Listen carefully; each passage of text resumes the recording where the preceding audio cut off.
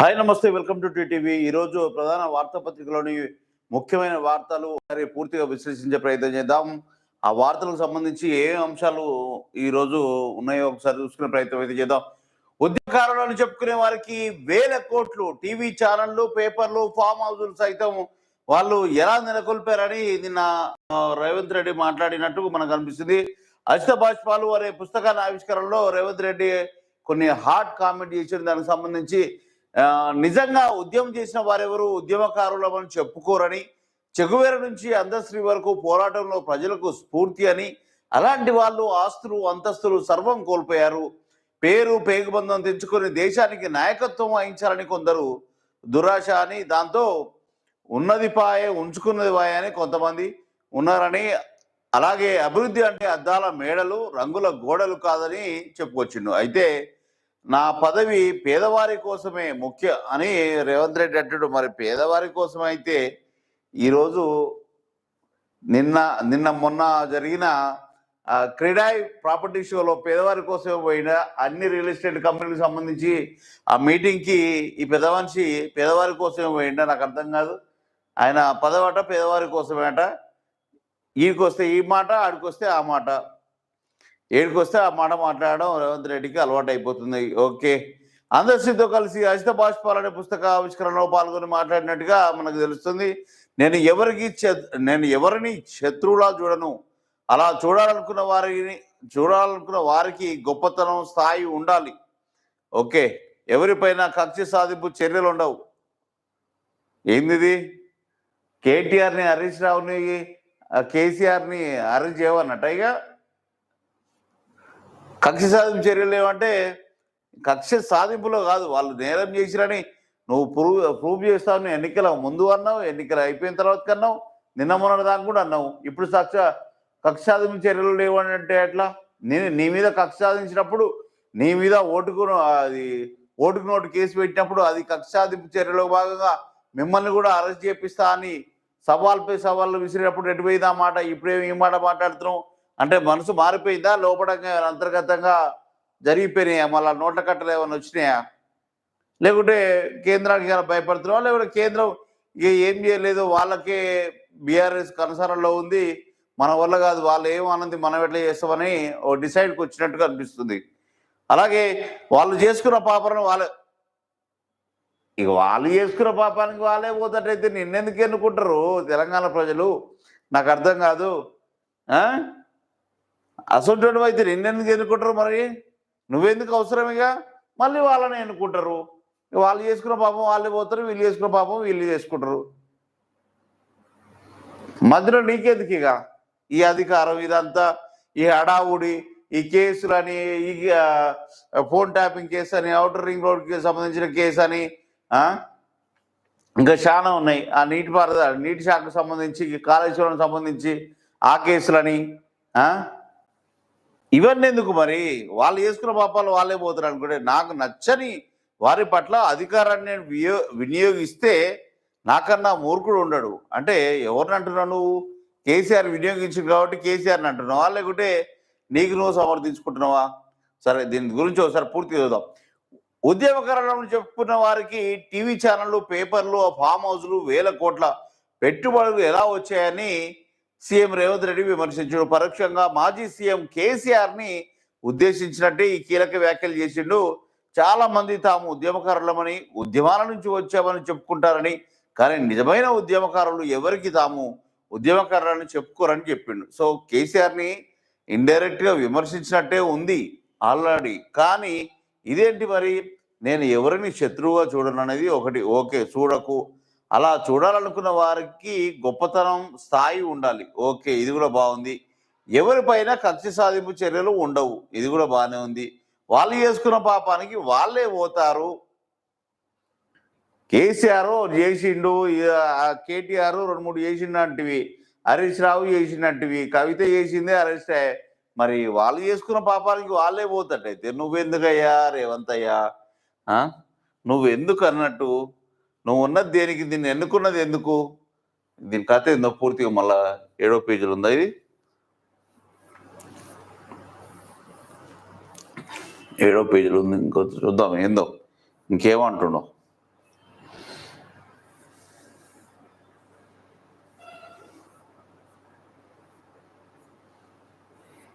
ఉమ్. నేను ఎవరిని శత్రువుగా చూడను. ఉద్యమకారులం అని చెప్పుకునే వారికి 1000 కోట్లు ఎట్లా వచ్చినాయని మంచిగానే ప్రశ్నించాడు. కానీ చూద్దాం, దీని గురించి ఏందో పూర్తిగా విశ్లేషించే ప్రయత్నం అయితే చేద్దాం. కాక మనసులో ఉన్న మాటలన్నీ చెప్పుకుంటూ అందశ్రీ బుక్ను ఓపెన్ చేసి దురాశతో ఉన్నది పోయింది, ఉంచుకున్నది పోయింది. తాము ఉద్యమాన్ని సైతం ఆసరాగా చేసుకున్న రాజకీయ నాయకులమని అనుకుంటాము తప్పితే ఉద్యమకారులమని తమను తాము ఆపాదించుకోవడం సరికాదని సీఎం అభిప్రాయపడ్డాడు. ఉద్యమ నేపథ్యంలో ఈయన ఉద్యమంలో ఎట్లా పాల్గొనలేదు కాబట్టి ఆ మాత్రం మాట్లాడాలి. ఉద్యమ నేపథ్యంలో కొందరు రాజకీయ ప్రయోజనాన్ని అంచనా వేసుకున్నారని తెలిపారు. ఎటువైపు కాలు వీస్తే అటు అనుకూలంగా ప్రణాళికలు సిద్ధం చేసుకున్నారని పేర్కొన్నారు. నువ్వు పోలేదా? నువ్వు పోలేదా? తెలుగుదేశం నుంచి కాంగ్రెస్లోకి రాలేదా? మాట్లాడుతూ అందులో భాగంగా పేగుబంధం తెంచుకొని దేశానికి నాయకుడు కావాలని దురాశతో బయలుదేరితే ఉన్నది వాయ, ఉంచుకున్నది వాయ. ఇది మాత్రం 100% కేసీఆర్ని ఉద్దేశించి అన్నాడు. ఇది వాస్తవం. ఓకే, ఒప్పుకుంటాం. ఇది కేసీఆర్ని మాత్రం 100% అన్నట్టుగానే ఉంది. దేశ్కి నేత, దేశ్కి ప్రధాని నేత, దేశ్కి ప్రధాని కేసీఆర్ అని బీఆర్ఎస్ వర్గాలు చెప్పుకొని టీఆర్ఎస్ని బీఆర్ఎస్గా మార్చుకోవడంలో ముఖ్య ఉద్దేశాన్ని తన అంతర్గతంగా మరుగుతున్న ఆలోచనని బయటికి అక్కిడు. ఇక పేగుబంధం తెంచుకొని దేశానికే నాయకుడు కావాలనే దురాశతో బయలుదేరితే ఉన్నది పోయింది, ఉంచుకున్నది పోయింది. టీఆర్ఎస్ని బీఆర్ఎస్గా మారిస్తే ఉన్నది పోయింది, ఉంచుకున్నది పోయింది. ముఖ్యమంత్రి సీఎం అనుకుంటే పిఎం కావాలనుకొని ఆ దురాశ పోతే ఫామ్ హౌస్కే పరిమితం కావాల్సి వచ్చిందని ఇంకా డైరెక్ట్ కేసీఆర్ని అన్నాడు. ఓకే, అది కూడా వాస్తవమే. పరిస్థితి వచ్చిందని పరోక్షంగా కేసీఆర్ని ఉద్దేశించి విమర్శించాడు. ఓకే, ఇది మాత్రం 100% కరెక్టే. ముఖ్యమంత్రి చేసి తెలంగాణను ఉద్ధరించవయ్యా అంటే నేను ప్రధానమంత్రి అవుతాను దురాశ కదా. అది ఇంతకన్నా దురాశ ఇంకేమైనా ఉంటుందా? తెలంగాణ పార్టీ తెలంగాణ కోసం ఏం పుట్టిందని చెప్పుకొని మళ్ళీ తెలంగాణ అయిపోయింది, ఇక ఇంకెందుకు తెలంగాణని పక్కకు పెట్టినావు. ఉద్యమకారులను పక్కకు పెడితివి. ఉద్యమం చేసిన వాళ్ళందరినీ తెలంగాణ ఉద్యమకారులని సన్మానించాల్సిన అవసరం ఉన్న చోట వాళ్ళని మొత్తం శ్మశానానికి పంపించినావు చాలామందిని. అలాంటప్పుడు ఫామ్ హౌస్కే పరిమితం అయిపోతావు కేసీఆర్. అదే మాట రేవంత్ రెడ్డి అన్నాడు. ఓకే, అనడంలో తప్పు లేదు, అది వాస్తవే. కాబట్టి నేను ఎవరిని శత్రువుగా చూడను, మంచిదే. అధికారం వచ్చింది కదా, నిన్ను ఇబ్బంది పెట్టిన వారిని ఏదైనా చేయడానికి అవకాశం ఉంది కదా అని తనను కొందరు అంటున్నారని సీఎం తెలిపారు. తాను ఎవరిని శత్రువుగా చూడరని, నేను శత్రువుగా చూడాలంటే వారికి ఆ గొప్పతనం స్థాయి ఉండాలన్నారు. ఓకే, కేసీఆర్కి లేదా? ఎవరు చేసుకున్న పాపానికి వాళ్ళే పోతారని తెలిపారు. ఇదే ఇక్కడే వస్తుంది అసలు. తాను కర్మ సిద్ధాంతాన్ని ఎక్కువ నమ్ముతానన్నారు కదా. నిన్ను అరెస్ట్ చేసిన మరి నువ్వు అరెస్ట్ చేయవా? నిన్ను తప్పుగా అరెస్ట్ చేసినాని నువ్వు అప్పుడు వాగినవు, మాట్లాడినావు, గొడవ చేసినావు, రచ్చ చేసినావు, అన్నీ చేసినావు. నిన్ను అరెస్ట్ చేసేందుకే నువ్వు సీఎం పీఠ నుంచి దింపుతా అన్నావు, దింపినావు. కర్మ సిద్ధాంతం అక్కడ అప్లై అయింది. మరి ఇప్పుడు నిన్ను అరెస్ట్ చేసిన వాళ్ళని మరి నువ్వు అరెస్ట్ చేయవా? వాళ్ళు తప్పని నిరూపించవా? ఫోన్ ట్యాపింగ్ అంటివి. ఫోన్ ట్యాపింగ్ అన్నప్పుడు మరి నువ్వేం చేయాలి? వాళ్ళ ఫోన్ ట్యాపింగ్ ప్రకారం నువ్వు అరెస్ట్ చేయాలి దమ్ముంటే. ఎందుకు చేయట్లే? కర్మ సిద్ధాంతం అన్నావు కదా, ఎవరు ఎంత చేస్తే వారు అంత అనుభవిస్తారని దానిని తాను విశ్వసిస్తారని స్పష్టం చేశారు. అనుకున్న పని సమయానికి పూర్తి కాకుంటే విసుగు, అసహనం, కోపం వస్తుందని, అలాంటి సమయంలో కోపం ప్రదర్శించక తప్పదన్నారు. కోపం వచ్చినప్పుడు తక్కువ మాట్లాడతారని, తక్కువ మందిని కలుస్తారని వివరించాడు. అందరు చేసే పని అదే, ఆవేశపరుడు చేసేది అది కాదు. ఓకే, నువ్వు ఆవేశపరుడు కాదు కాబట్టి ఓన్లీ ఉన్నది ఉన్నట్టుగా మాట్లాడే వరకైతే మాటల ఘాటుగానే ఉంటాయి. నీ మాటల ఘాటుకే సగం నీకు దాసోహం అయింది చెప్పాలంటే, రియల్గా చెప్పాలంటే. కాంగ్రెస్లో నీకన్నా ఉద్దండులు లేరని కాదు, నీకన్నా సీనియర్ లేరని కాదు, కానీ ఆ మాటల ఘాటు నీలో ఉంది. అటుగాక ఇక మీ బంధుత్వం సంబంధించి కొంచెం కలిసి వచ్చిందిలే నీకు.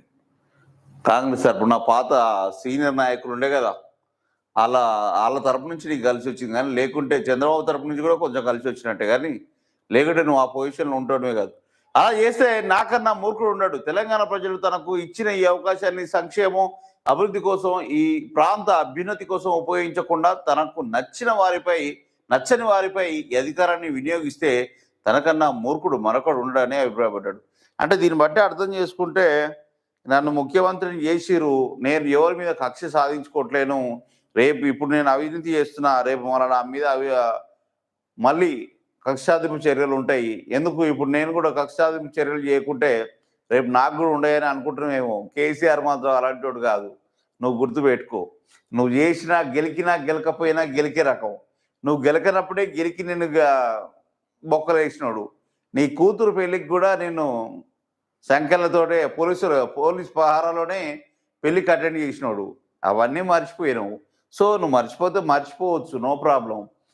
నువ్వు సంక్షేమం ఇప్పుడు మాట్లాడుతున్నావు వాళ్ళని అరెస్ట్ చేయనని, అంటే నువ్వు ఎవరికో భయపడుతున్నావు అని క్లారిటీగా అర్థమైపోతుంది రేవంత్ రెడ్డి. నువ్వు గోడ మీద పిల్లిలాగా మాట్లాడుతున్నావు అని కూడా అర్థమైపోతుంది. సో కోపాన్ని ప్రదర్శించాలన్న ఆలోచనతో తాను సీఎం కాలేదని స్పష్టం చేశారు. దింపేసిన నేను ఒక్కొక్క మెట్టు ఒక్కొక్కరిని తొక్కుకుంటూ వచ్చి నేను దింపేసిన అన్న మాటలు ఎటుపోయినాయి రేవంత్ రెడ్డి? అన్ని కోపాలు ఇవన్నీ మాట్లాడుతున్నావు. ఇక నష్టం కష్టం కలిగించారని వారిపై కోపాన్ని ప్రదర్శించుకోలేదని స్పష్టం చేశారు. అంటే దీన్ని బట్టి మీరు క్లియర్గా అర్థం చేసుకోవాలి మిత్రులారా, తెలంగాణ ప్రజలారా. ఇక్కడ కేసీఆర్ గారిని, కేటీఆర్ గాని వీళ్ళని అరెస్ట్ చేసే దాఖలాలు అయితే మనకు కనిపిస్తలేవు. రేవంత్ రెడ్డి మారిపోయాడు. ఇక మీరు కూడా అర్థమైపోతుందా క్లియర్గా? ఈయన మాట్లాడే మాటలు బట్టి ఇదే అర్థం చేసుకోవాలి. ఇక తాను సీఎం సీట్లో కూర్చోవడం, సంతకం పెట్టడం అంటే వారి గుండెల మీద గీసినట్లే ఉంటుందని ఎద్దేవా చేశారు. కేసీఆర్ని ఉద్దేశించి మాట్లాడినట్టుగానే అనిపిస్తున్నా కానీ ఒకవైపు కేసీఆర్ని ఏం చేయలేదని కూడా చెప్తున్నట్టుగా కూడా మనం అర్థమైపోతుంది. కేసీఆర్నే కానీ వాళ్ళ కుటుంబానికి సంబంధించి ఎవరిని ఏం చేయలేని పొజిషన్లో ఉన్నట్టు కూడా అర్థమైపోతుంది. ఎందుకంటే అక్కడ కేంద్రం నుంచి రేవంత్ రెడ్డికి ఎలాంటి సపోర్ట్ దొరకడం లేదు, బీజేపీ నుంచి ఎలాంటి సపోర్ట్ దొరకడం లేదు. కేసీఆర్ ఒక ప్లాన్ ప్రకారం బీఆర్ఎస్లో ఉన్న నాయకుల్ని బీజేపీ వైపు మళ్ళిస్తుంటే వాళ్ళు కేంద్ర బీజేపీ బీఆర్ఎస్కి సంబంధించి సపోర్ట్ చేస్తున్నట్టుగా మనకు కనిపిస్తుంది. ఇక్కడ మన రేవంత్ రెడ్డి ఇక నా వల్ల కాదు, అక్కడి నుంచి సపోర్ట్ లేదు, నేనే టార్గెట్ చేస్తా, నా వల్ల కాదు, అయినా నేను కక్ష సాధింపు చర్యలకు నేను పాల్గొనట్లేను. ఒకవేళ నేను పాల్గొన్నా కానీ ఇప్పుడు నేను అలాంటి వ్యక్తిని కాదు, కేసీఆర్ లాంటి వాడిని కాదు, నేను మంచోని అని అంటుండు. ఈ మంచోని వెనకాల చెడ్డోడు కూడా ఉండని అర్థమవుతుంది. ఎట్లా అంటే ఇప్పుడు నేను చేసే అవినీతికి కూడా రేపు నేను మళ్ళీ మూల్యం చెల్లించుకోవాల్సి వస్తుందని జ్ఞానోదయం అయినట్టుంది రేవంత్ రెడ్డికి. అందుకే ఇప్పుడు నేను మంచోని, ఆడి పాపను ఆడే పోతాడని కేసీఆర్ని అంటుండు. ఈ ఇండైరెక్ట్ కేసీఆర్ని అన్నట్టే, కేసీఆర్ని ఏం చేయలేనట్టుగానే చెప్తున్నాడు. మరి కేటీఆర్ని కూడా ఏం చేయలేనట్టుగానే కనిపిస్తుంది. కేసీఆర్ కుటుంబాన్ని ఏం చేయలేనంటే కనిపిస్తుంది. మరి నిన్న మొన్న చేసిన అడవుడు అంతా ఎటు పోవాలి? ఈ ఫోన్ ట్యాపింగ్ సంబంధించే కానీ, ఈ మిగతా ఔటర్ రింగ్ రోడ్ సంబంధించిన కేసులే కానీ, కాళేశ్వరం సంబంధించిన కేసులే కానీ, ఇవన్నీ కేసులు పెట్టి అడవుడు చేసి రచ్చ చేసి ఇదంతా చేసినాం. మరి ఇవన్నీ ఎటు పోవాలి రేవంత్ రెడ్డి గారు? మీరు భలే మాట్లాడతారు, మీకు నాలుక నరం లేనట్టుగా మంచిగా హాయిగా మాట్లాడతారు, ఒక్కోసారి ఘాటుగా మాట్లాడతారు. అభివృద్ధి అంటే అద్దాల మెడలు కాదు, అది వాస్తవమే. అభివృద్ధి అంటే అద్దాల మెడలు కాదు, ఏదో హైటెక్ సిటీని చూసి మురిచిపోవడం కాదు. ఇందిరమ్మ ఇండ్లు, రేషన్ కార్డులు, సన్న బియ్యం, పేదల ఆత్మగౌరవం తెలిపారు. ఇవి ఇచ్చుకుంటే ఇందిరమ్మ ఇండ్లు, రేషన్ కార్డులు కొన్ని ఇచ్చుకుంటూ పోయి నువ్వేవో ప్రాపర్టీస్ ఇవ్వాలని లక్షల కోట్లు నీ వర్గాలకు సంబంధించి, అగ్రకులాలకు సంబంధించిన నాయకులు, వాళ్ళకి సంబంధించిన బినామీ ప్రాపర్టీస్, అవన్నీ కబ్జాలు, కుంభకోణాలు, ఇవన్నీ నీకు కావాల్సిన వాళ్ళతో చేయించుకో. రెడ్డిలు, విలమలు, కాపులు, చౌదరీలు వీళ్ళందరితో చేయించుకో. వీళ్ళకేమో రేషన్ బియ్యం, ఇండ్లు, సన్న బియ్యం వీళ్ళకి పెట్టి అదే మీ ఆత్మగౌరవం అని చెప్పు. సిగ్గుండాలేమన్నా? ఎస్సీలు, ఎస్టీలు, మైనార్టీలు ఏమన్నా అంత తెలివి తక్కువ ఉన్నారు అనుకున్నాం? ఇప్పుడు వాళ్ళు కూడా వస్తున్నారు లైన్లకి. ఇక కమాండ్ కంట్రోల్ సెంటర్, సచివాలయం ఇవన్నీ తాము కట్టావని కొందరు చెప్పుకుంటున్నారని విమర్శించారు. ఒకనాడు ముఖ్యమంత్రిని చూడాలంటే అదొక పెద్ద సన్నివేశం అని, కానీ ఇప్పుడు సీఎంని ఎవరైనా కలిసి ఏదైనా చెప్పుకోవచ్చని వివరించారు. మంచిదే, తనకు వచ్చిన సీఎం పదవిని పేద ప్రజల కోసం వినియోగిస్తారని తప్ప వ్యక్తిగత ప్రయోజనాలకు వాడుకోనని స్పష్టం చేశారు. ఇది కూడా మంచిదే, కానీ నువ్వు అంతకుముందు మాట్లాడి కూడా గుర్తు తెచ్చుకొని మాట్లాడితే బాగుంటుంది. ఓకే, 109 దేశాల సుందరిమణులతో రాష్ట్ర గీతం పాడించాం. భారత్ సమ్మిట్, మిస్ వరల్డ్ పోటీలు నిర్వహించామని సీఎం స్పష్టం చేశారు. వీటిపై ఎప్పట్లో కొందరు విమర్శలు చేశారని, కానీ తాము 109 దేశాల సుందరిమణులతో జయ జయ తెలంగాణ గీతాన్ని పాటించగలేమని, ఆ విషయం తమను విమర్శించే వారికి తెలియదన్నారు. ఓకే, పాటించినావు, మంచిదే. ఇక ఇంకేమున్నాయి? జార్ఖండ్ సీఎం కట్ట ఆయన ఓ భవన్ కడుతున్నట్టు, ఇక్కడ కడితే కట్టుకో, ఆయన కోసమే కట్టు.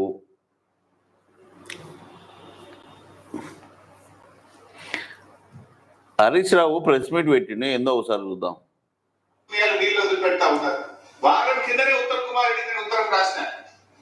ఉత్తమ్ కుమార్ రెడ్డికి ఉత్తరం రాసిండు. లక్షలాది రైతులు తీసుకొని కదులుతాం, మోటార్లు ఆన్ చేస్తాం, మర్యాద కొద్ది ఇస్తారా ఇయ్యరా అని చెప్పి నేను ప్రభుత్వాన్ని అడుగు.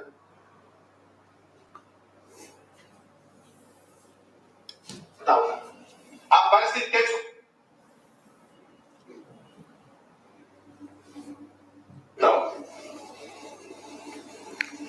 ఇవాళ శ్రీపాల ఎల్లంపల్లి ప్రాజెక్ట్ లో 62,000 క్యూసెక్కుల వరద వస్తా ఉంది. కడెం ప్రాజెక్ట్ నుంచి ఇంకా మధ్యాహ్నం తర్వాత అయితే అది 150,000 దాటపోతా ఉంది. బట్ ఈ నిమిషానికి 62,000 క్యూసెక్కులు కడెం నుంచి ఎల్లంపల్లి ప్రాజెక్ట్ వస్తుంది. బట్ కడెం ప్రాజెక్ట్ ఎల్లంపల్లి గేట్లు ఎత్తి సముద్రంలోకి నీళ్లు లేదు.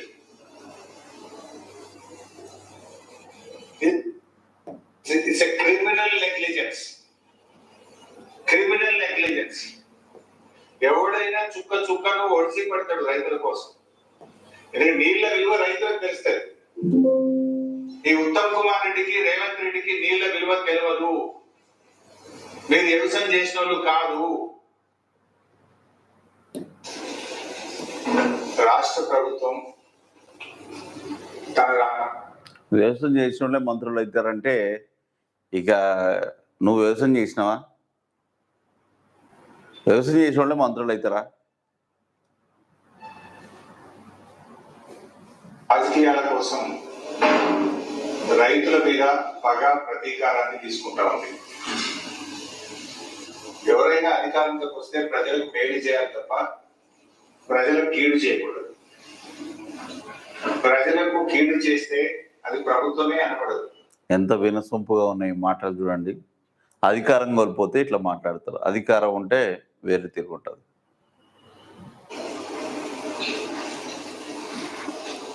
కట్నే ఇల్లు పెట్ట పొయ్యి లెక్క కాళేశ్వరం ప్రాజెక్టు ఉంటే ఈ రాష్ట్ర ప్రభుత్వం నీళ్లను సముద్రంలోకి వదులుతూ ప్రాజెక్టులను పడవ పెడతాం. ఇవాళ శ్రీపాల ఎల్లంపల్లి ప్రాజెక్ట్ లో 62,000 క్యూసెక్కుల వరద వస్తా ఉంది. కడెం ప్రాజెక్ట్ నుంచి ఇంకా మధ్యాహ్నం. సరే, ఇది తర్వాత చూద్దాం. దీనికి సంబంధించి కాక ప్రెస్ మీట్, దీని గురించి మళ్ళీ ఈ టాపిక్ తీసుకుందాం మళ్ళీ. కానీ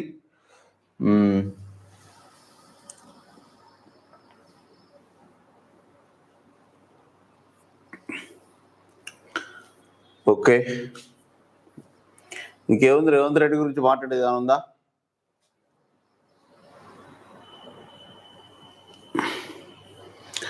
ఎస్, ఇక రాహుల్ గాంధీ ఏమంటున్నావు ఒకసారి చూద్దాం. ఉద్యమం చేద్దాం, ఓటు చోరీ అయితే ప్రాథమిక హక్కు చోరీ అయినట్టే, ఓటర్లందరూ చైతన్యంతో ఉద్యమించాలి. ఎక్స్ లో ప్రత్యేక వీడియో పోస్ట్ చేసినట్టుగా కనిపిస్తుంది. రాహుల్ గాంధీ ఎక్స్ లో ఏమో పోస్ట్ చేసినట్టు, అది కూడా చూద్దాం ఒకసారి.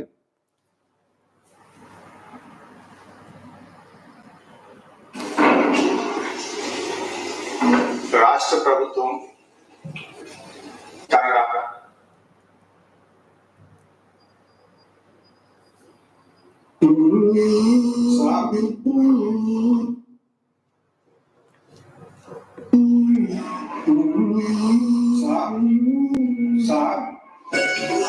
रिपोर्ट लिखाना है।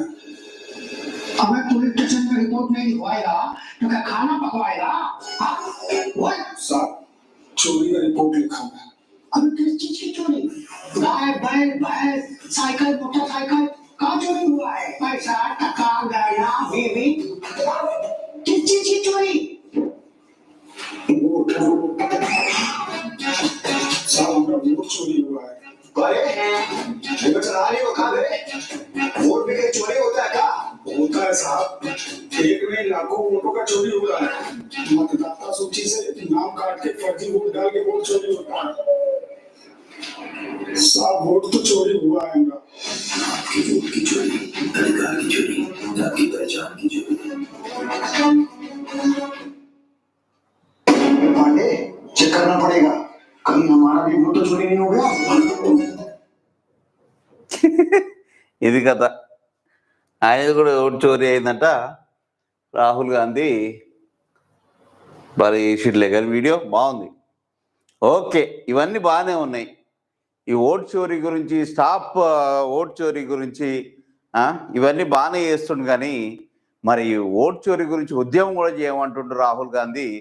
ఉద్యమం నీ పార్టీ సరే చేస్తారేమో, భారతీయులందరూ చేస్తారేమో, కానీ దానికి ఓటు చోరీకి సంబంధించి నీ కాడ నెక్స్ట్ టైము ఇలాంటి చోరీలు జరగకుండా నువ్వేమైనా హామీ ఇవ్వగలుగుతున్నావా? ఏమన్నా చేయగలుగుతున్నావా? నీకేమైనా ప్లానింగ్ ఏమైనా ఉందా? దేశానికి కొత్తగా ఎలక్షన్ విధానాన్ని ఏమైనా మార్చే స్థితిగతులు ఏమైనా ఆలోచన చేస్తురా? లేకపోతే కొత్త ఓటింగ్ విధానాన్ని ఇది భారతదేశానికి ప్రవేశపెట్టే ఆలోచనలు ఏమైనా కాంగ్రెస్ పార్టీ చేస్తుందా? దేశ ప్రజలకి మళ్ళీ ఓటు చోరీ జరగకుండా నువ్వేం చేస్తావు రాహుల్ గాంధీ? ఒక్కసారి దాని గురించి చెప్పిన తర్వాతకి ఉద్యమం మొదలుపెట్టి దేశం తిరుగు, రాష్ట్రం తిరుగు దేశంలో. ఇంకా ప్రతి దేశానికి కూడా నువ్వు చెప్పుకో, నేను ఈ విధంగా కొత్త ఓటింగ్ విధానాన్ని చేస్తున్నా, ఐరిస్ తోటి ఫేస్ రికగ్నైజేషన్ తోటో, లేకుంటే ఇంత ఏఐ టెక్నాలజీ, ఇన్ని డిజిటల్ టెక్నాలజీ ఇంత వచ్చినాక కూడా మనం ఇంకా మూస పద్ధతిలోనే ఓటింగ్ చేయడం ఎవరికి కూడా నచ్చడం లేదు. చిన్నటికి తంబు, ఐస్, ఫేస్ రికగ్నైజేషను ఇవన్నీ చేస్తున్నప్పుడు మనం ఓటింగ్లో ఎందుకు డిజిటల్ టెక్నాలజీ ఎందుకు వాడతలేము? ఆన్లైన్ విధానంలో ఎందుకు ఒక కొత్త రూపకల్పన, ఒక కొత్త ఇన్నోవేషన్ తోటి కూడిన ఓటింగ్ విధానాన్ని ఎందుకు మనం తీసుకురావట్లేము? అది నువ్వు ఉద్యమం చేసే ముందు నువ్వు చేయొచ్చుగా రాహుల్ గాంధీ. అది చేస్తే బాగానే ఉంటుంది కదా. ఒక ఇన్నోవేటివ్ ఓటింగ్ విధానాన్ని భారతదేశానికి ప్రవేశపెట్టు. ఈ ప్లానింగ్ నేను చేస్తా, దానికోసం నేను ఉద్యమం చేస్తా, మళ్ళీసారి ఓటు చోరీ కాకుండా నేను చేస్తా అనేది ఒక మాట ఇవ్వు, ఉద్యమం మొదలు పెడతాం. అది ఆ మాటకు రాని. సరే, ఇంకేమంటున్నావు ఒకసారి చూద్దాం. ఇక బీహార్ ఎన్నికల వేళ ఓటు రాజకీయం కొనసాగుతుంది. బీజేపీ ఈసీ కలిసిపోయాయని ప్రతిపక్ష నేత రాహుల్ గాంధీ చెప్పుకుంటూ వస్తున్నారు. ఈ క్రమంలోనే కొన్ని ఆధారాలతో రోజు ఈ అంశాన్ని జనం మాట్లాడుకునే విధంగా చేస్తున్నారు. శనివారం కూడా ఒక వీడియో ఎక్స్పోజ్ చేశారు. ఇప్పుడు అదే మనం చూసినాం. అదే లపాతా ఓటు పేరుతో వీడియోని పోస్ట్ చేసిండు. అక్కడ ఓటు చోరీ అయిందని ఒక సామాన్యుడు వస్తే అక్కడున్న పోలీసు వాళ్ళు అవునా నిజమా అనుకుంటే చెప్పుకుంటూ వచ్చి లాస్ట్కి మన ఓటు ఉందా లేదా చూసుకోమంటే అలా ఓటు కూడా చోరీ అయినట్టుగా ఆ వీడియో సారాంశం అలా అయితే ఉంది. వీడియోలో ఏముందంటే నిమిషం వీడియో ఉన్న ఈ వీడియోలో ఒక వ్యక్తి పోలీస్ స్టేషన్కి వెళ్తాడు. తన ఓటు చోరీ అయిందని, ఇంకా లక్షల ఓట్లు చోరీ అయ్యాయని ఫిర్యాదు చేస్తాడు. అయితే పోలీస్ సిబ్బంది చెక్ చేసి తమ ఓట్లు కూడా గల్లంతయ్యాయని నిర్ఘాతపోతారు. తర్వాత వీడియో ముగిస్తుంది. ఇది కథ. మరి అది వీడియో ముగిసిన తర్వాత నీ ప్రణాళిక ఏంటి? నెక్స్ట్ కొత్త ఓటింగ్ విధానాన్ని భారతదేశాన్ని తీసుకొద్దాం, ఆ ఉద్యమం చేద్దాం అని ముందుకు రా. అంతేగాని ఉద్యమం చేద్దాం, అధికారంలోకి వస్తాం, తర్వాత మళ్ళీ ఇదే ప్రాసెస్ అంటే మాత్రం ఓడిని ఏమంటారు రాడు. అది గుర్తుపెట్టుకో. ఇక రాహుల్ గాంధీ నీ విమర్శలు కూడా పదును పెడుతున్నావు, కానీ దానికి రూపకల్పన కరెక్ట్ చేస్తే ఉద్యమం చేయొచ్చు భారతదేశం మొత్తం. రాహుల్ విమర్శలు. ఓటర్ల చైతన్యంతో ఒక ఉద్యమంలా ముందుకు సాగాలని రాహుల్ గాంధీ పిలుపునిచ్చారు. మీ ఓటు చోరీ అయితే మీ ప్రాథమిక హక్కు చోరీ అయినట్టేనని అన్నారు. దీనికి వ్యతిరేకంగా అందరం ఉద్యమం చేయాలని కోరారు. ఈ వీడియోని కాంగ్రెస్ పార్టీ కూడా పోస్ట్ చేసింది. డూ ఆర్ డై అంటూ ఓటర్ల చైతన్యంతో ముందుకు కదలాలని పేర్కొంది. మంచిదే, ఇదంతా టోటల్గా నువ్వు చెప్పింది కరెక్టే, 100% కరెక్టే. కానీ నెక్స్ట్ ఓటింగ్ విధానాన్ని ఎలా మారుద్దాం, ఏ విధంగా ఓటు చోరీ కాకుండా చేద్దాం.